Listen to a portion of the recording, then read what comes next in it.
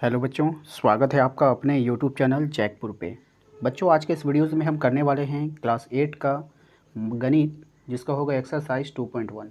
ठीक है बच्चों, जिसमें हम लोग काफ़ी इंपॉर्टेंट सवाल को देखेंगे। तो वीडियो काफ़ी इंपॉर्टेंट है, शुरू से लेकर अंत तक बने रहना है। और यदि आप हमारे चैनल पर पहली बार आए हैं तो चैनल को सब्सक्राइब कर लीजिए, घंटी के बेल आइकन को अवश्य दबाइए।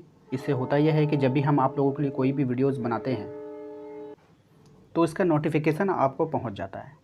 ठीक है बच्चों, यदि आप हमारे व्हाट्सएप ग्रुप के साथ जुड़ना चाहते हैं तो दिए गए नंबर पे आप हमें अपना नाम और अपना क्लास मैसेज करेंगे तो आपके क्लास के ग्रुप में जोड़ दिया जाएगा, जहां पर आपको पीडीएफ टेस्ट वगैरह उपलब्ध कराया जाता है।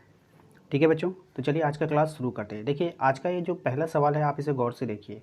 इस पहले सवाल में कहा जा रहा है कि ये वाला सवाल है आपका, ठीक है, 2, 3, 4, 6, 7। और आपसे ये सवाल में कहा गया था क्या यह पूर्ण वर्ग है या नहीं, कारण सहित बताना था। तो हमने यहाँ पे लिख दिया है ये पूर्ण वर्ग संख्या नहीं है, क्योंकि इसका इकाई का अंक 7 है।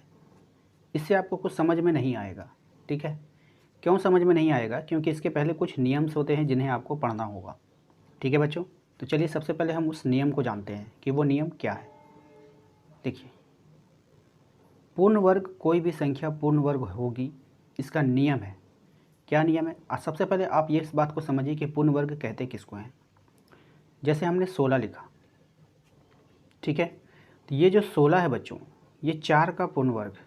देखिए, 4 का अगर हम वर्ग करेंगे तो 4 गुने 4 बराबर 16, यानी कि ये पूर्ण वर्ग संख्या है। अगर हम उसी प्रकार अगर हम 15 की बात करें तो वैसे नंबर्स जिसको आपस में गुना करने पर 15 आ जाए, वैसा कोई नंबर नहीं है।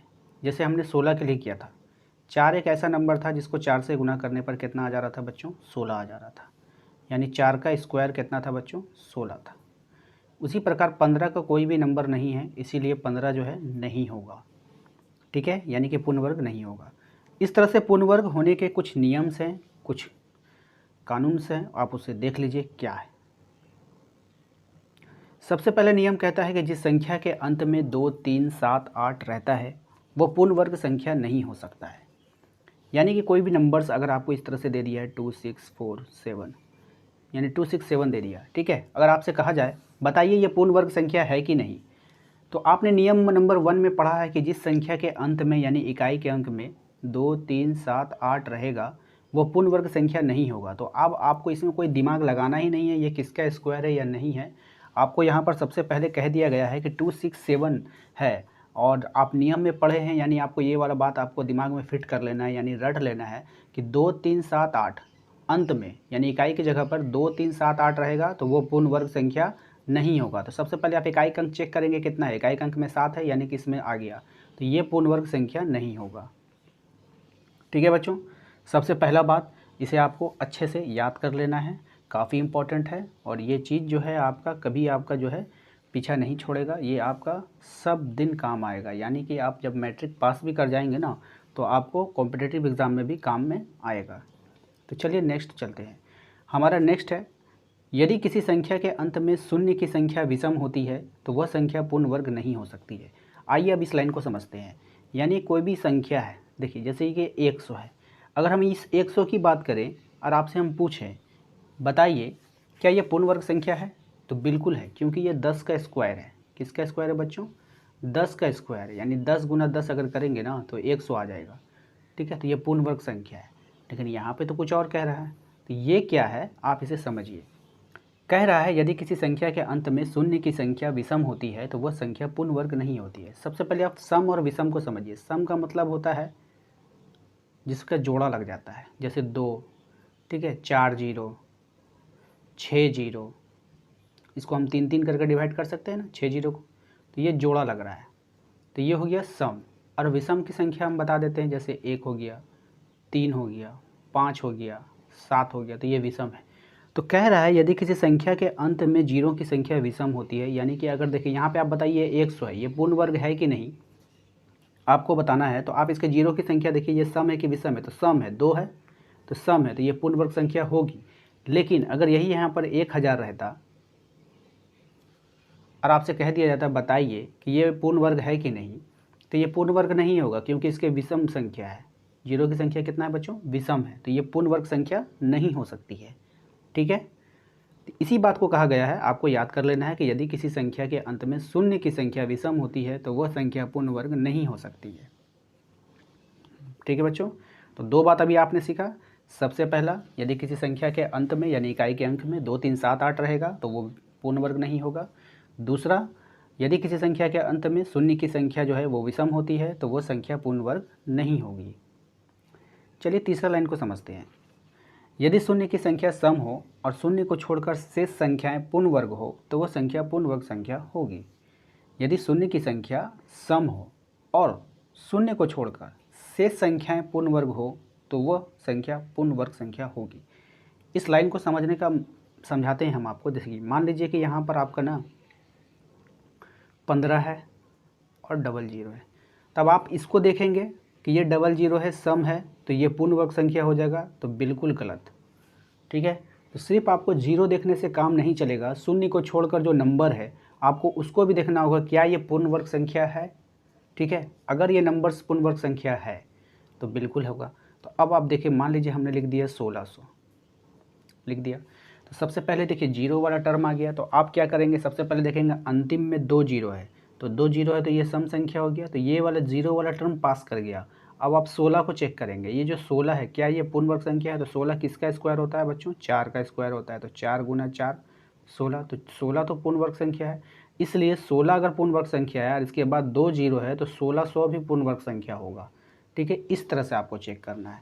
अब हम क्या कर दिए, 1500 दे दिए। अब आपको करना क्या, देखें आप कि डबल ज़ीरो है तो ये तो पूर्ण वर्ग संख्या में आता है, लेकिन जीरो छोड़कर जो नंबर है 15, क्या ये पूर्ण वर्ग संख्या है, आपको इसको चेक करना है। तो 15 जो है किसी के स्क्वायर में नहीं आता है, तो नहीं आता है तो ये पूरा का पूरा टर्म जो 1500 है, ये पूरा का पूरा टर्म पूर्ण वर्ग संख्या नहीं होगा। ठीक है बच्चों, चलिए उम्मीद करते हैं कि आपको समझ में आ गया है। इसके बाद सम संख्या का वर्ग सदैव सम संख्या होगा, ये काफ़ी इंपॉर्टेंट होता है, आपके ऑप्शंस वाले एग्जाम जो होते हैं उसमें आपको बहुत काफ़ी मदद करेगा। जैसे मान लीजिए हमने 4 का वर्ग आपसे पूछा कि 4 का वर्ग बताइए। ठीक है, तो 4 का वर्ग अगर आपके ऑप्शंस में आ जाएगा आपका 3, 15, 16 और 27। तो 4 का वर्ग देखिए, 4 का वर्ग तो ईजी है, आप 4 गुना 4 16 बता दीजिएगा, लेकिन हम चाहते हैं कि आप ऐसे मत बताइए, आप सम विषम में बताइए। तो 4 देखिए सम संख्या है और सम संख्या का वर्ग क्या होता है, सम संख्या होता है, तो ये भी विषम है, ये भी विषम है और ये भी विषम है, तो सम कौन बचाएगा, वही तो यही आंसर होगा।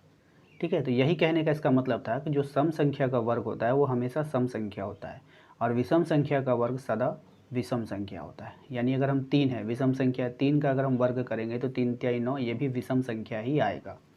ठीक है बच्चों, तो उम्मीद करते हैं कि आपको समझ में आ गया है। तो जल्दी से चैनल को यदि सब्सक्राइब नहीं किए तो चैनल को सब्सक्राइब कर लीजिए। चलिए हम अब अपने सवालों पे चलते हैं। तो इसी प्रकार से हमारा पहला सवाल जो था आपके बुक से लिया गया है 2.1 से, तो आप देखेंगे यहाँ पे 2 3 4 6 7, बताइए कि ये पूर्ण वर्ग है कि नहीं। तो यह पूर्ण वर्ग संख्या नहीं है क्योंकि इसके अंत में कितना है बच्चों, 7 है। ठीक है, तो इसके अंक में 7 है, इकाई का अंक में 7 है, इसलिए ये पूर्ण वर्ग संख्या नहीं है। दूसरा, अगर हम बात करें कि 1 2 4 3 थे, तो अब देखिए ये भी पूर्ण वर्ग संख्या नहीं होगी क्योंकि इसके इकाई का अंक 3 है। ठीक है, इसका भी इकाई का अंक कितना है बच्चों, 3 है, जो कि एक विषम संख्या है। चलिए, अगर हम बात करें 400 की, तो ये पूर्ण वर्ग संख्या है। क्यों है, क्योंकि सबसे पहले देखिए डबल ज़ीरो आया, डबल ज़ीरो आया तो डबल ज़ीरो तो वो क्राइटेरिया को पार कर गया। सम जीरो की संख्या कितनी है, सम है, यानी 2 है, तो ये तो पास कर गया। अब इसके जीरो छोड़कर जो नंबर है 4, ये 2 का वर्ग है, 2 का वर्ग है यानी 2 दूना 4, तो ये दोनों पास कर गया, इसीलिए ये 400 पूर्ण वर्ग संख्या है। इसके बाद हम 1400 का बात करेंगे, तो इस संख्या में जीरो को छोड़कर आप देखिए ये यहाँ पे सम संख्या है, जीरो 2 गो है, तो ये तो पास कर गया। लेकिन अगर हम 14 को चेक करें तो 14 किसी का स्क्वायर नहीं होता है। ठीक है, तो नहीं होता है, तो इसलिए ये भी जो है पूर्ण वर्ग संख्या नहीं होगा। लेकिन आपको यहाँ पे कारण बताना, तो कारण में आपको लिखना है इस संख्या में जीरो को छोड़कर शेष वर्ग संख्या नहीं है, इसलिए ये पूर्ण वर्ग संख्या नहीं है। ठीक है बच्चों, चलिए नेक्स्ट है हमारा 16,000। अब देखिए ये 16,000 ये 000 है। अब बताइए जीरो वाला जो आपको नियम हम बताए थे उसमें आपसे कह रहा था कि वो क्या होना चाहिए बच्चों, सम संख्या में होना चाहिए। तो यहाँ तो सबसे पहले यही फेल कर गया, तो ये फेल कर गया तो ये नहीं होगा, ये पूर्ण वर्ग संख्या नहीं है क्योंकि ये 0 की संख्या विषम है। ठीक है, यहाँ पे 4 गो होना चाहिए या फिर 6 गो होना चाहिए।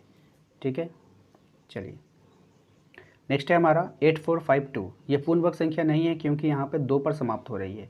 ठीक है, 2 भी नहीं रहना चाहिए इकाई के अंक पर, आपने पहला नियम पढ़ा है। ठीक है, 2 भी नहीं होना चाहिए, तो ये पूर्ण वर्ग संख्या नहीं हो सकती है। चलिए नेक्स्ट सवाल है हमारा 7928। ये पूर्ण वर्ग संख्या नहीं है क्योंकि इसका इकाई का अंक 8 है। आपने नियम में पढ़ा है कि इकाई की संख्या पे 8 भी नहीं होना चाहिए, इसलिए ये भी क्या है, पूर्ण वर्ग संख्या नहीं है। नेक्स्ट है हमारा 505050। देखिए बच्चों, ये भी पूर्ण वर्ग संख्या नहीं है क्योंकि यहाँ 0 पर समाप्त हो रही है या और इकाई के स्थान पर 0 है। ठीक है बच्चों, अब देखिए ये पूर्ण वर्ग संख्या इसलिए नहीं हो सकती है क्योंकि ये 0 पे समाप्त हो रही है और ये जो है आपका ना, ये जो है एक विषम संख्या है, यानी कि एक ही 0 है। और जब भी विषम संख्या में 0 रहेगा, 1 रहेगा, 3 0 रहेगा या फिर 5 0 रहेगा, तो वो संख्या क्या होगी, पूर्ण वर्ग संख्या नहीं होगी। तो इतना आपको चेक करने की ज़रूरत ही नहीं है। अगर 0 आ रहा तो सबसे पहले आप 0 को चेक करेंगे, अगर 0 सेटिस्फाई कर गया तब आप उसके बाद वाले नंबर को चेक करेंगे। तो यहाँ तो 0 ही सेटिस्फाई नहीं कर रहा है। ठीक है, तो आप बाद वाले नंबर को अभी क्यों चेक करेंगे, यहीं पर ये फेलियर हो गया है क्योंकि ये पूर्ण वर्ग संख्या नहीं है।